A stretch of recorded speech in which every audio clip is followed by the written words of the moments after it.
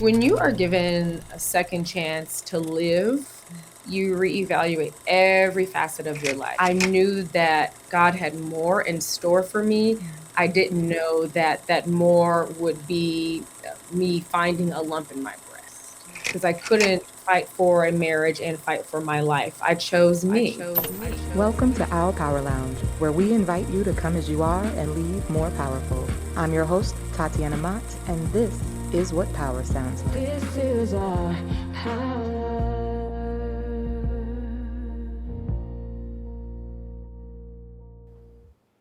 Today, we're joined by a powerhouse in every sense of the word, award-winning journalist, media personality, and breast cancer advocate whose story of survival has sparked a movement.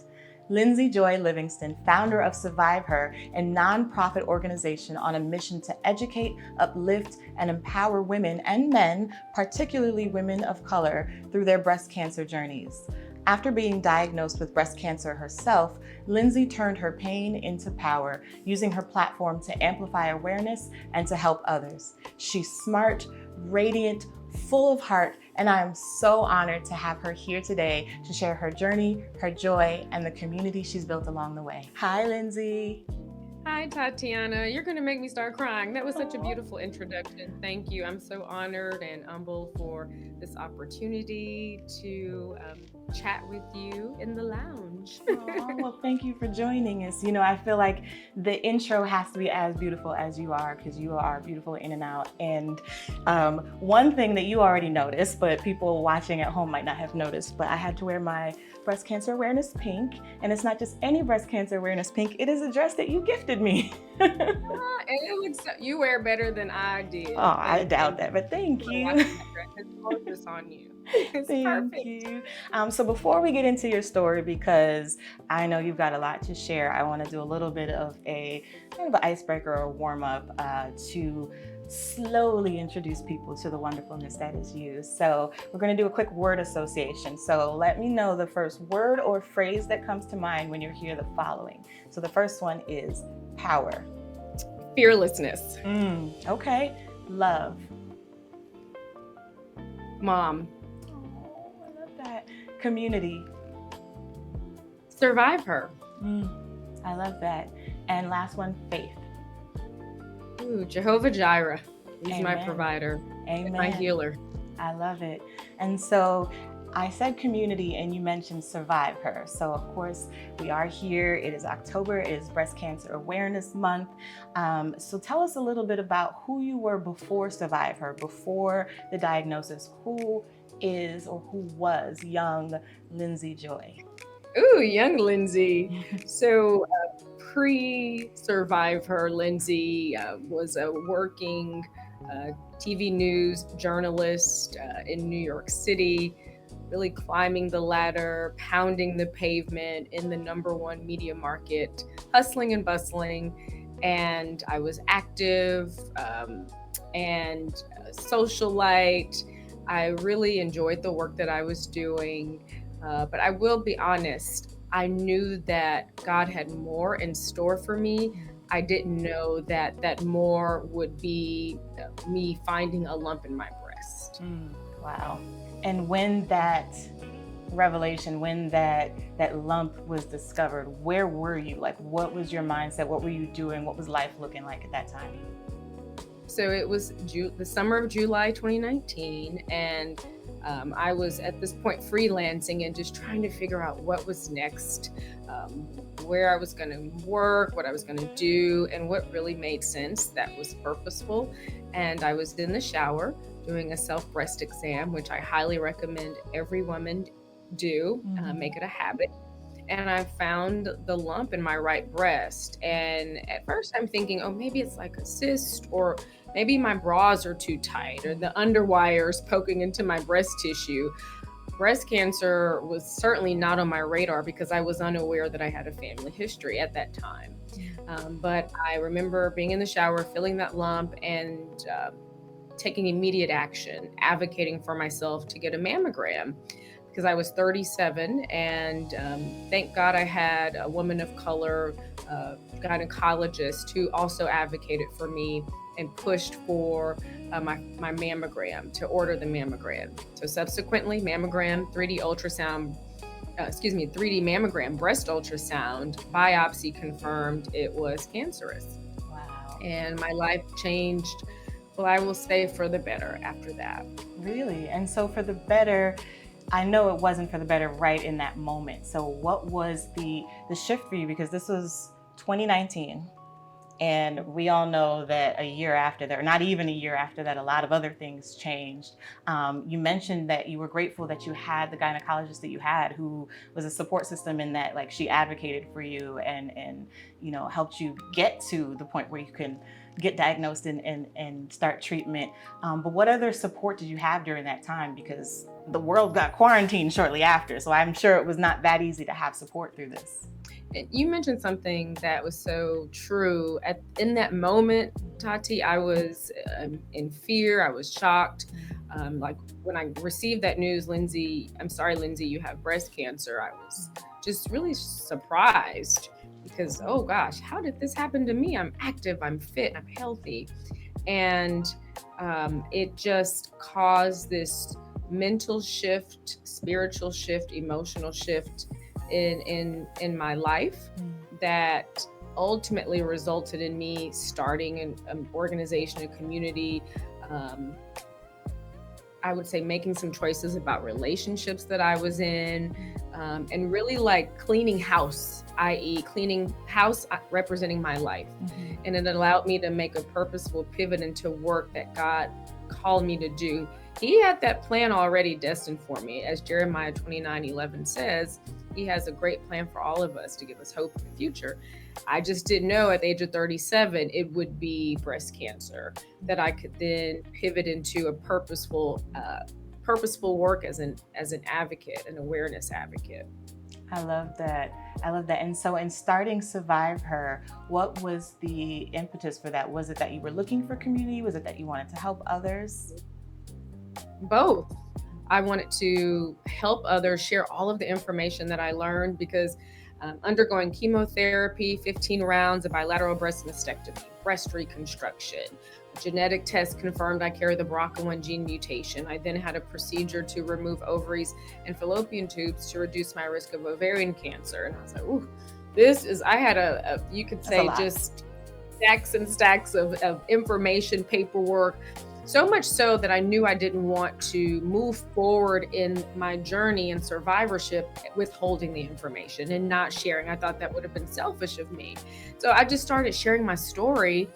And then I start learning that a lot of women, young women, especially young women of color, didn't know about breast health and what to do and how to do self-checks and genetic testing and mammography and screenings. And I just shared everything I knew. That was part one. And part two was, I didn't really identify with any groups or support groups or organizations at that time. And so I created my own lane.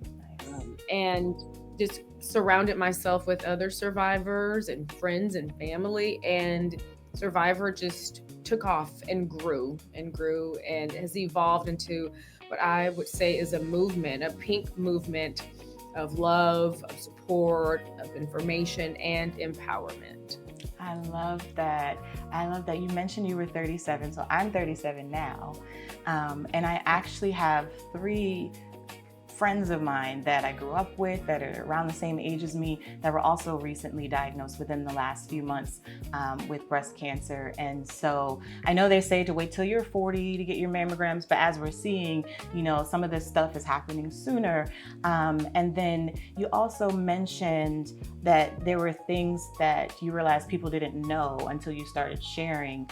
What are some of those things that you came across, especially when it comes to finding out about your own hereditary, that it was could have potentially been passed down? What are some things that you found out that you never would have known? So what I would recommend to women of all ages, especially women under 40, is to talk to both mom and dad about family history, aunts, sisters, cousins. When I was first diagnosed, my breast surgeon asked me if I had a family history that was known. And I knew about the cancer diagnoses on my mother's side of the family, none of which were breast in my immediate family. But I didn't know that on my dad's side of the family, breast cancer was very common, and I would be the 14th female to have been diagnosed. Wow. So know your family history. I didn't know about genetic testing. So genetic tests are available. Contact your PCP, your nurse practitioner, even your gynecologist, and advocate for the tests. Some may be covered by insurance partially, some are out of pocket expense, but it's an investment that I think can ultimately save one's life. When you know your hereditary risk and predispositions, you can take preventative measures. This is just information I didn't know. If you're under the age of 40, Tati, just like you, and you are experiencing abnormalities in your breast tissue, you can advocate for a mammogram or a breast physical exam, a breast screening. There are various technologies beyond your traditional mammogram that young women can take advantage of. One is called a BEXA breast exam. We partner with the BEXA Equity Alliance to screen women under the age of 40, and it's a computer mouse-like device that goes over the breast using really interesting, cool technology, and it detects masses. And it's great for dense breasts. A lot of women, young women of color, have dense or fatty breast tissue. So it's technologies like the BEX exam that can help us to get on the forefront of early detection. But again, this is information I'm learning as I am tregging along on this SurviveHership journey, I should say. And I just share, I learn, I share, I learn, I share, because I know I'm touching, if I just reach and touch one woman, I know that my work for that day or that hour, that minute is done. Yeah, I love it because I just learned a lot just from that. I feel like there's also this history of like being hush-hush about a lot of things, especially in our communities. And I remember when my friends were diagnosed, I had mentioned to my mom, I was like, speaking of mom, being love, but I mentioned to my mom, I was like, why do I feel like it's suddenly becoming so much more prevalent? And she was just like, no, people are actually just talking about it now. And she was like, she knew people that she didn't know they had cancer until years later after they were already in remission. And I know your story was a little bit similar in that in the beginning, a lot of people want to kind of hold that near and dear with just their loved ones before they go public with it. What was, before SurviveHer, you said you started going public. What was kind of the moment that changed for you where you started really feeling safe to speak about it? When I completed every facet of treatment and I was confident enough to articulate it and share, because it's a lot of medical jargon and terminology, and I wanted to make sure that I was articulating the appropriate information, sharing the right information, well researched, to then share in totality my breast cancer treatment journey. So, and because I was in the public eye as a reporter and anchor, I chose not to go through this publicly, rather privately, until I knew that I could confidently share and have a plan. It's when I started sharing, I also had the SurviveHer plan strategically already mapped out so that it would be a purposeful movement of sharing and storytelling and impacting lives. You also mentioned earlier that there was a bit of cleaning house when you were going through this experience. And I feel like in general, a lot of people were cleaning house during that time because we were in this quarantine and, life was changing for a lot of people. And I don't think that phase has really quite ended. We're still in this phase of like having to reevaluate our circles, having to reevaluate the things that we put stock in. What are some of the other ways that you felt this diagnosis really helped you clear out some of the things that were keeping you from your power? When you are given a second chance to live, you reevaluate every facet of your life. So at the time I was married, and what I realized and what was revealed to me through my treatment as I was going through treatment is that I didn't have the support that I deserved during that period in that phase. And the wedding vows say you are supportive in sickness and in health, right? And that is an opportunity for you to support your spouse. And I didn't have that support. And so I decided to end my relationship. because I couldn't fight for a marriage and fight for my life. I chose me for the first time in a long time. Wow. And it took me a while. It took a really dear friend of mine to help me to realize and see and like clear the blockers and the smoky mirror to see really that I deserve the best support and love during this very fragile phase of my life. So that was one. When you're going through breast cancer, you also will see in real time your friends who show up for you and those who stay quiet or don't show up at all. So it was easy to transition out of some friendships, if you will, for the better. And then the most purposeful, I think, moment of clarity for me beyond those relationships was the work that I was doing. The working in media, as you know, Tatiana, even with your producer background, that it can be extremely stressful. Yep. And I knew that in survivorship, I had to keep my levels of stress very low. So I knew that I wasn't returning to that stressful life, but rather making a purposeful pivot and doing the work that God ultimately called me to do through SurviveHer. So a lot of reevaluation. And like I said at the beginning, I discovered the lump in my breast for the better. Yeah. And they say too that, people who have that support system, who have, community around them when they're going through troubling times, especially when it comes to health, tend to fare better. And so I'm grateful. Shout out to your friend for being a real one.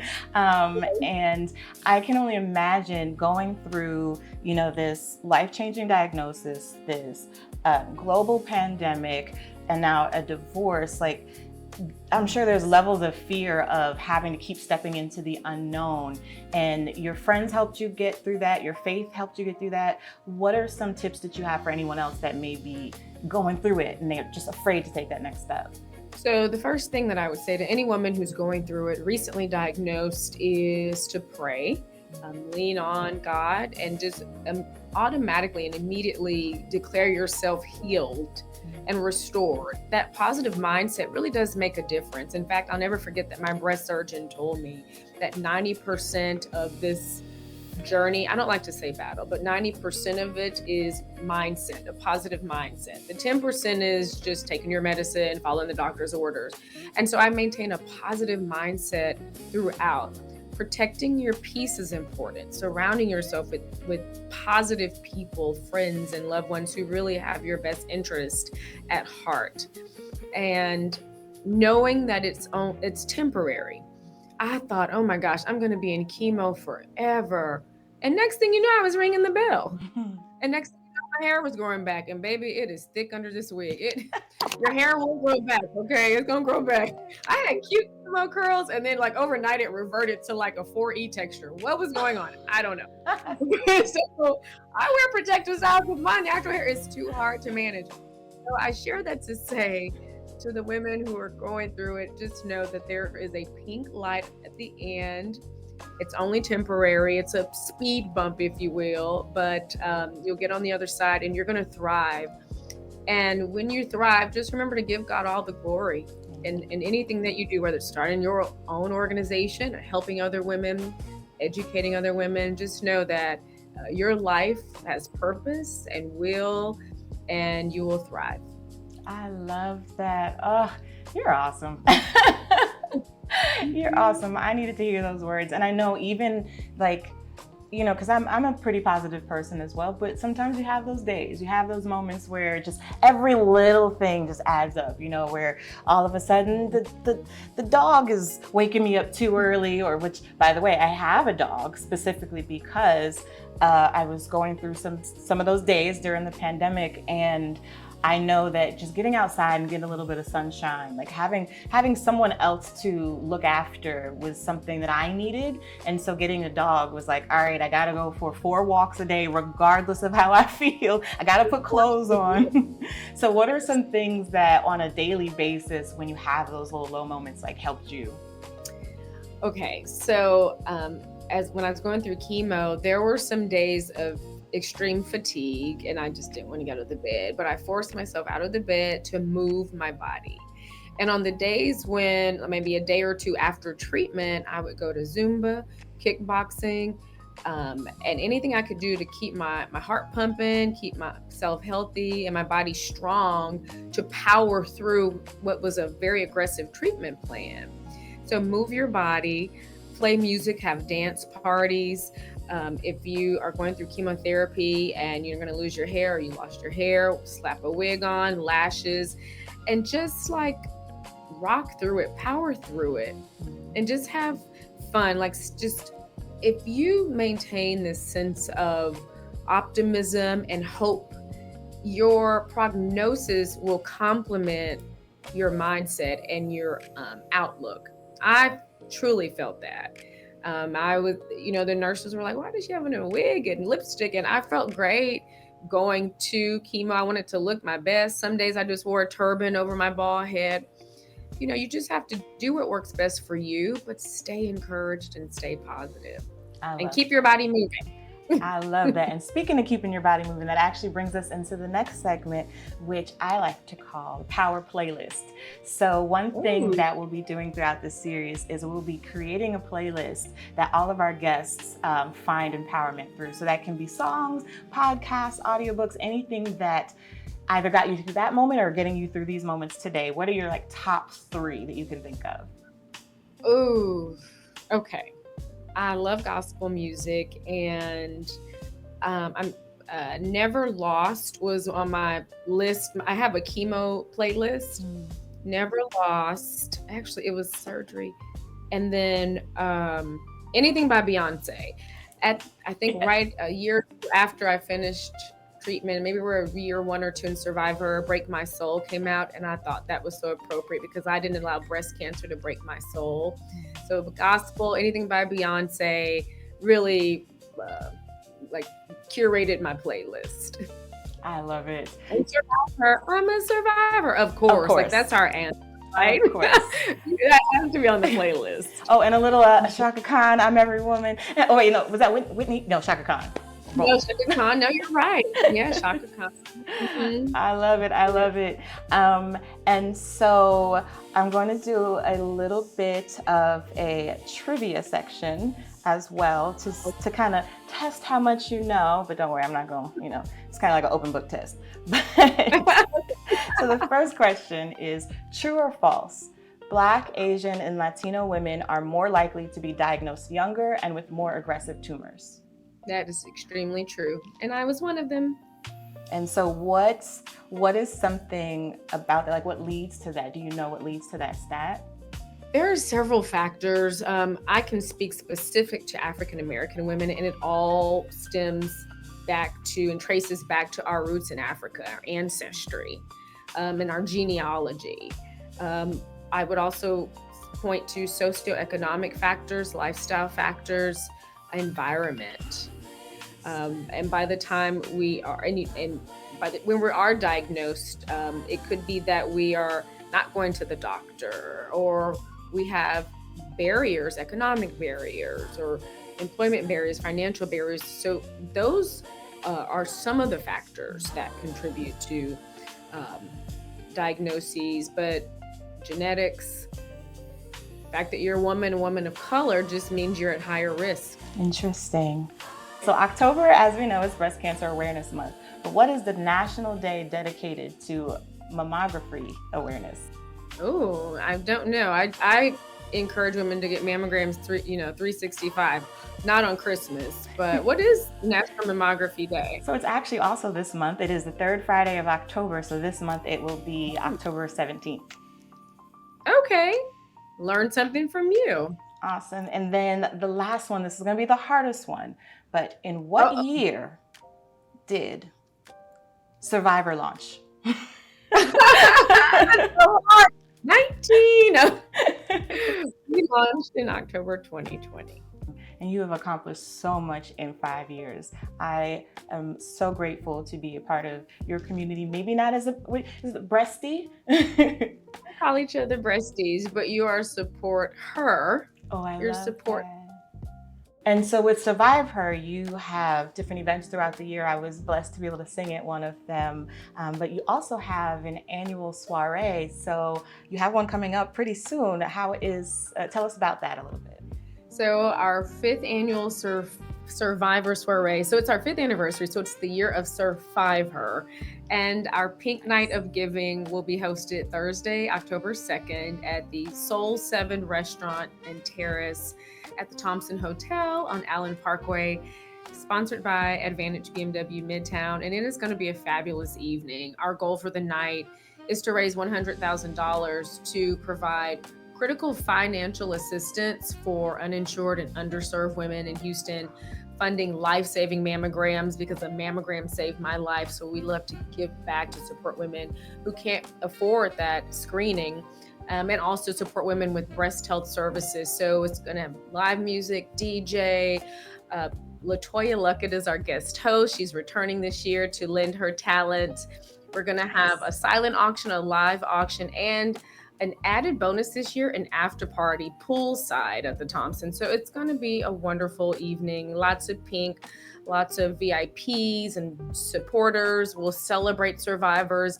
We'll honor our SurviveHer champions, some amazing people who have supported SurviveHer and community efforts. So it's going to be quite a night. A great time.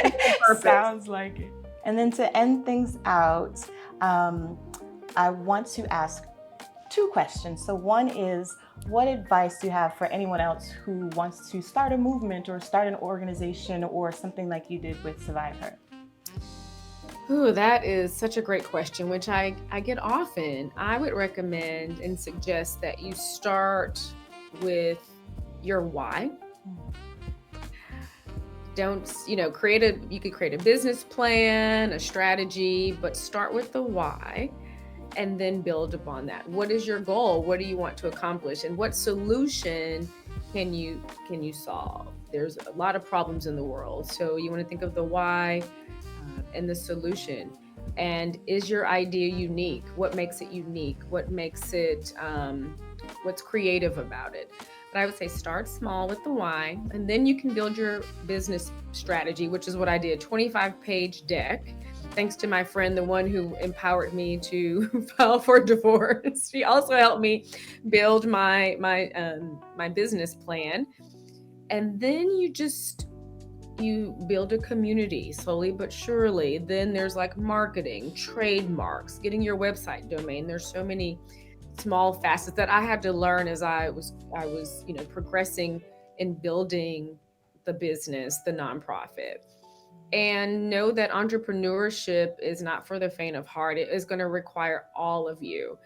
I eat, sleep, breathe, everything, SurviveHer, and all things pink, because I'm so passionate about the work. But I always remind myself, and even in the moments of fatigue, what is my why? And that is to inform, inspire, and empower women.